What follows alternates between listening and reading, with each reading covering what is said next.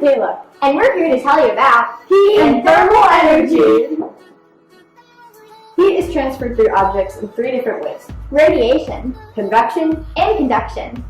On the contrary, heat and temperature are not the same but are different. Heat is the total amount of molecular movement in an object. The faster molecules move, the warmer an object gets. Therefore, when molecules spread apart, an object starts to evaporate. The opposite applies to cold objects. In cold objects, the molecules move very slowly. In fact, they don't even move around, they just shudder in place. They're very densely packed, and this is why they're solid. Temperature is the average amount of thermal energy in an object.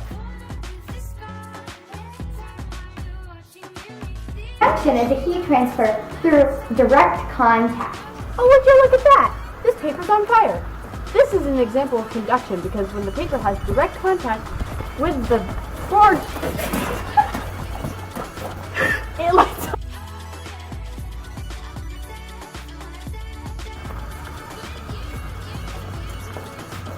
Oh, would you look at that? It's on fire.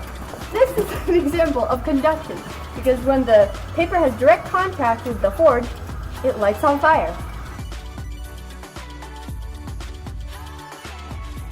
Radiation is the heat transfer through empty space. Even though I'm not touching this piece of metal, I can still feel how hot it is. This makes it radiation because it's heat transfer through open space because nothing is in between me and the piece of metal.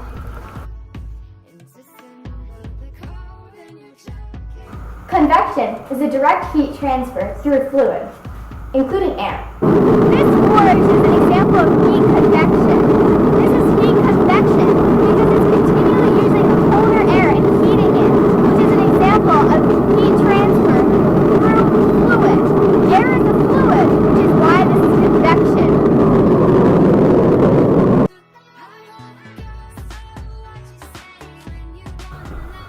Welcome to class. Hi, Mrs. Thompson. Okay, so today we're going to learn how to calculate heat. To start, you write Q. What does Q mean? Q is just the abbreviation for heat. Oh, okay. Equals M, What is M?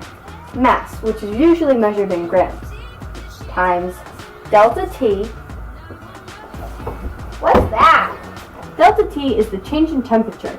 And you see this is the delta, and this is T, the temperature. Cool. Times specific heat. I don't really understand what specific heat is. Specific heat is the amount that a substance needs to change in order to go into another form. Oh, so it's like the amount of heat that it takes for like water to boil or something? Yeah, pretty much. Cool. So how do you get delta T? Like what formula do you need to get that? You just take the ending temperature of your substance and the starting temperature and you subtract them. Okay, I think I get it. Thank you. Wonderful. Oh, hello! So now, as you can see, heat is transferred through three different ways, and heat and thermal energy are not the same, but are different. Thanks for watching. See you later!